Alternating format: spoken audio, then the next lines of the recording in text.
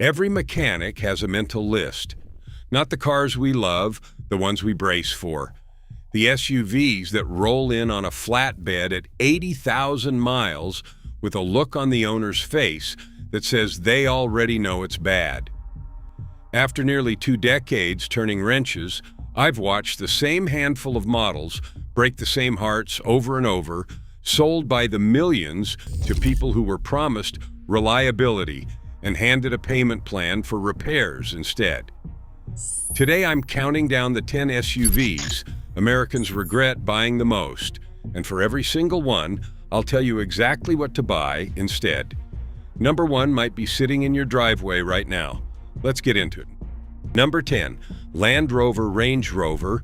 I'll start with the one that hurts rich people the most. A Range Rover is a genuinely beautiful thing to drive, right up until the warranty ends. That's not an insult, that's a schedule.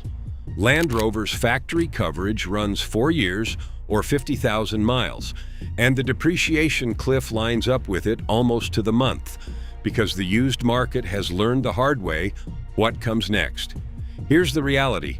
Repair Pal rates the Range Rover a 2.0 out of 5.0 for reliability and pegs the average annual repair bill around $1,258, roughly double what a normal vehicle costs to keep running. The 5-year depreciation runs about 63%, so a $100,000 SUV becomes a $40,000 SUV with $100,000 problems. The air suspension alone can hand you a $4,000 bill when the bladders dry rot, and I've seen timing chain jobs on these balloon past $10,000 once you're into the cylinder head. I had a guy bring me a 5-year-old Range Rover he'd bought used for $38,000, thrilled with his deal. Within a year, he'd spent $9,000 keeping it drivable. That's the trap. Buy this instead. A Lexus GX or a Toyota Land Cruiser. Same trail capability, same luxury feel, a fraction of the drama. A Land Cruiser holds roughly 65% of its value at 5 years and costs a third as much to maintain. It's the SUV Range Rover owners wish they'd bought. Number 9, BMW X5. The X5 drives like a sports car that swallowed a family.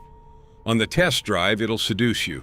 The problem is what it does after you sign. Repair Pal also gives the X5 a 2 out of 5 and flags it for poor ownership costs, with an average annual repair bill around $1,166, and both the frequency and severity of repairs running higher than normal. Translation: it doesn't just cost a lot when it breaks more often than it should. The classics are valve cover gasket leaks after 60,000 miles, water pumps that fail and cook the engine, and a recall history that reads like a phone book. A water pump job on an X5 runs from $1,200 to $1,500. On the SUV I'm about to recommend, the same repair is under $700, and it rarely fails in the first place. I've told more than one X5 owner the same thing. You didn't buy a car, you bought a subscription. Buy this instead, a Lexus RX.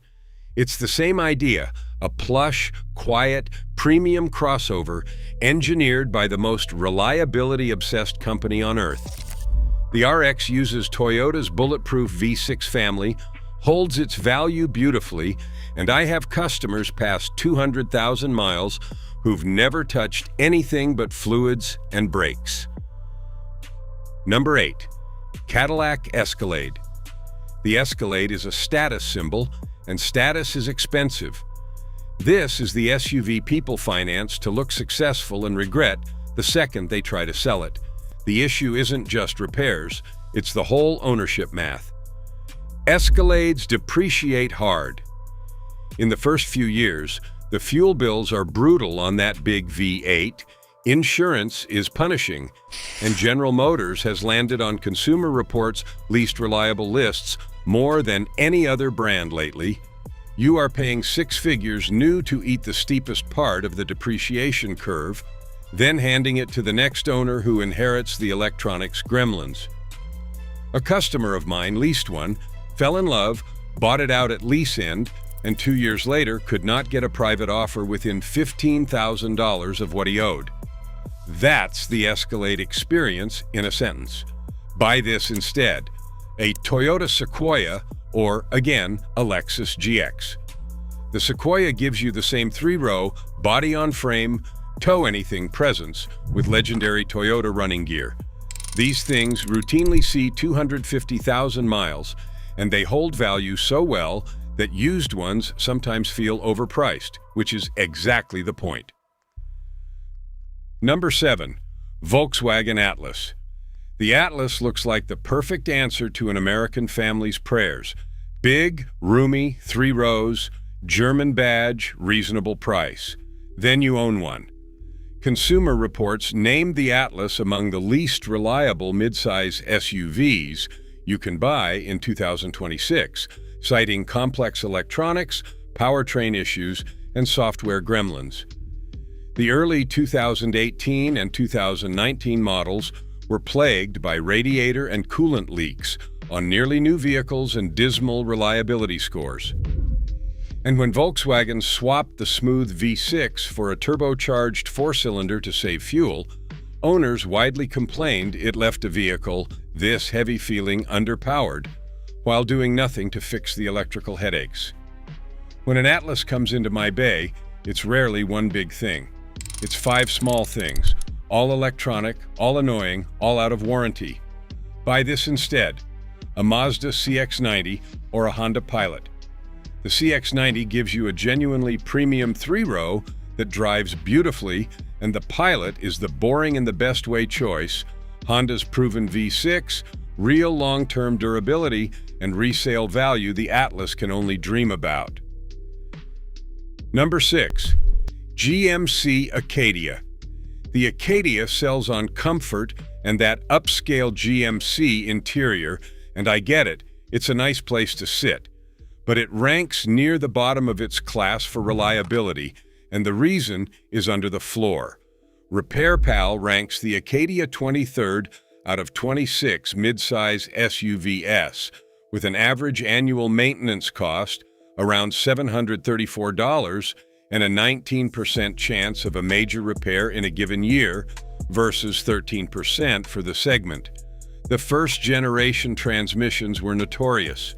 The wave plate failure could total the transmission around 75,000 miles, with a repair bill north of $4,000. Even the second generation launched with shift-to-park electrical defects and drive shaft recalls.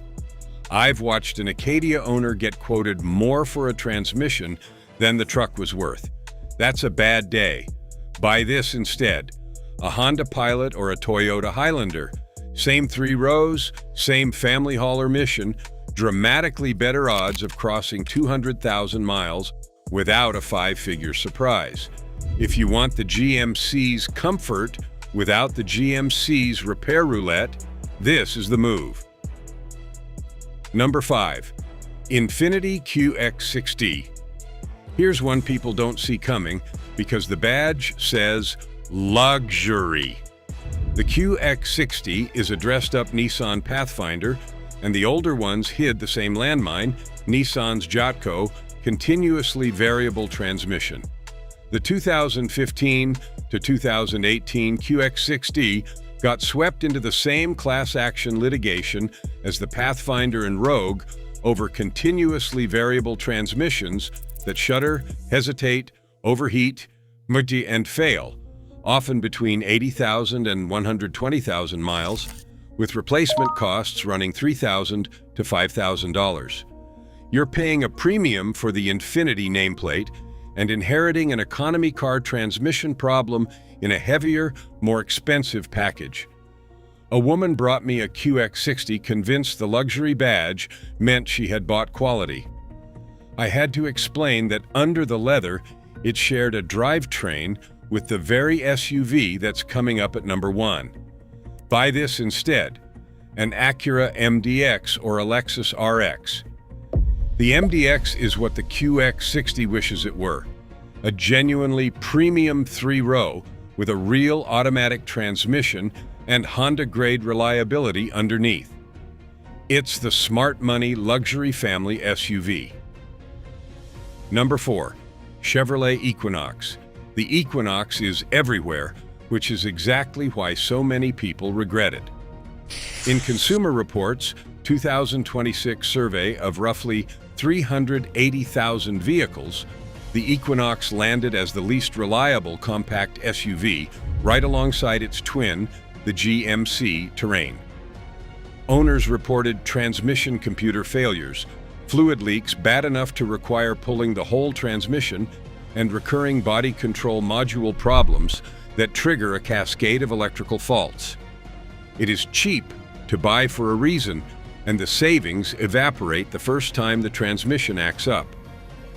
When someone tells me they are eyeing a used Equinox to save money, I tell them to set aside whatever they saved.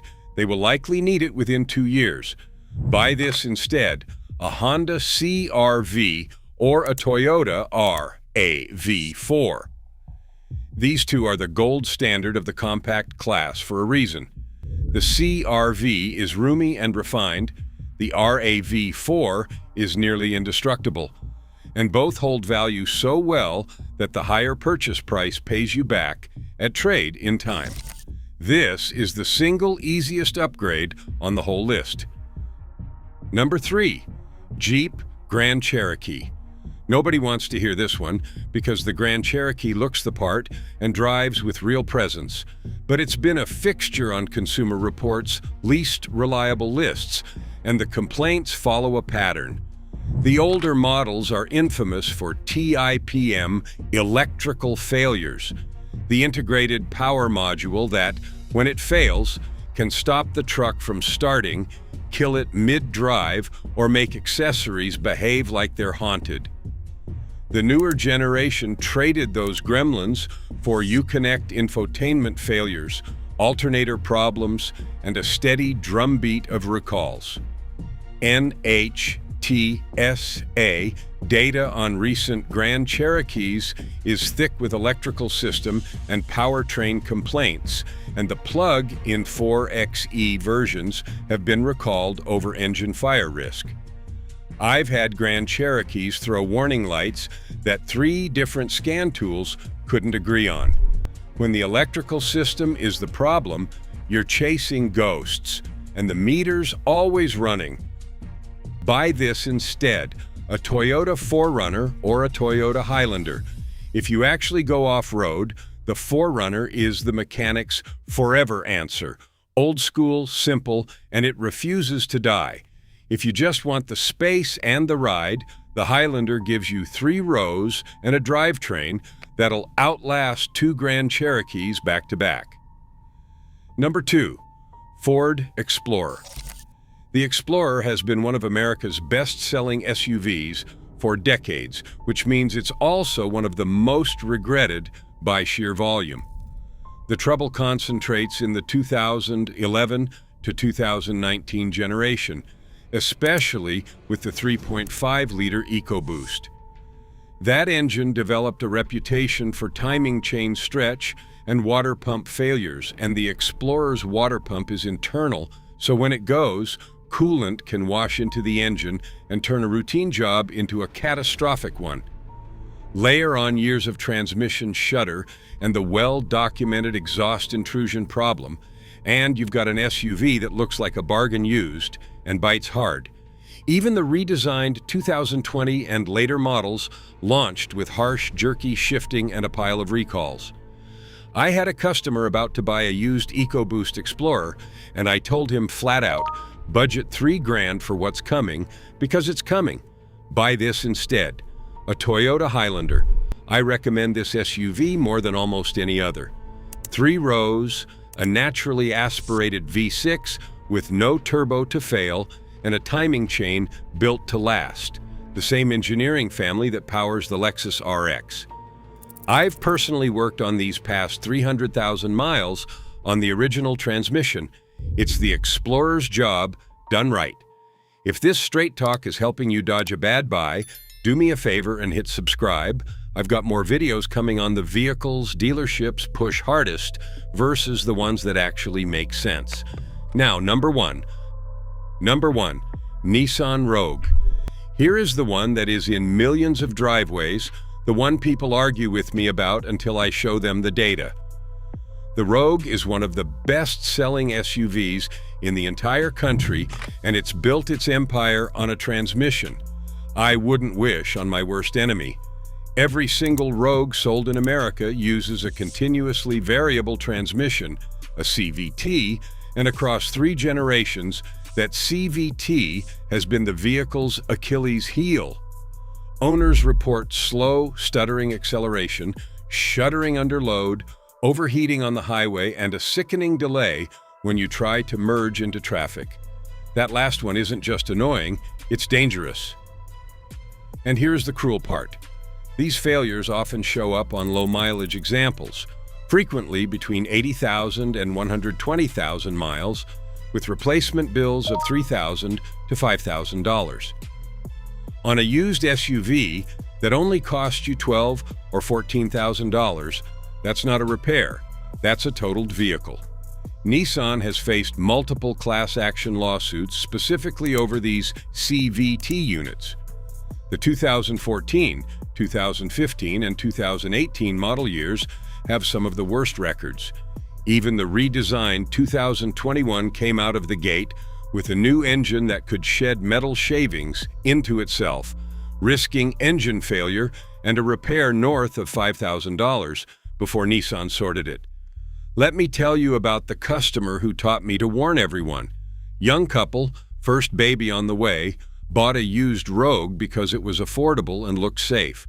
At 96,000 miles, the transmission started shuddering on the on-ramp. The quote to replace it was $4,600. The truck's trade value was $8,000. They cried in my waiting room, not because they could not afford it, but because they had done everything responsibly, bought used, bought a Japanese brand, bought the sensible SUV, and still got burned. Nobody told them the sensible-looking choice had a known, litigated, decade-long transmission problem baked into every version. If you are shopping one anyway, here is my checklist. First, on the test drive, get it to highway speed and floor it from 45 to 70 miles per hour, any shudder, hesitation, or whining, and you walk. Second, pull the transmission fluid and look. Burnt or dark fluid on a CVT is a death sentence you do not want to pay for. Third, run the VIN for CVT-related recalls and warranty extensions and confirm they were actually performed. And honestly, even if it passes, the ceiling on this SUV is just that it has not failed yet. Buy this instead, a Toyota RAV4 or a Mazda CX-5. The RAV4 uses a conventional geared automatic, no CVT time bomb, and it is the most trusted compact SUV on the road for a reason. I see them cross 250,000 miles routinely. The CX-5 is my quiet favorite. RepairPal rates it the most reliable in its class. Its annual maintenance runs well below the segment average, and it drives like something twice the price. Either one costs a little more up front than a used Rogue. Both will still be running long after that Rogue's CVT would have grenaded. So there it is, 10 SUVs millions of Americans regret, and 10 smarter buys to replace them. The pattern is impossible to miss once you see it. The regret list is full of complicated turbos, continuously variable transmissions, luxury badges hiding economy car guts, and electrical systems designed by people who apparently hate mechanics. The buy instead list is boring on purpose. Proven engines, real transmissions, and the kind of reliability that shows up as nothing going wrong for years at a time. Next time you're on a lot and the salesman is steering you toward a shiny 3-year-old Explorer or a great deal on a used Rogue, you'll know exactly what's under the paint. Buy the boring one. Boring is what's still running at 200,000 miles, while the flashy one's on a flatbed. If you want to see the SUVs that earned legendary status in my shop, the ones that just refuse to die. I made a whole video on that, and it's right here. Like this one, if it saved you from a mistake, subscribe for more. Truth the dealerships won't tell you, and as always, take care of your car and it'll take care of you. I'll see you in the next one.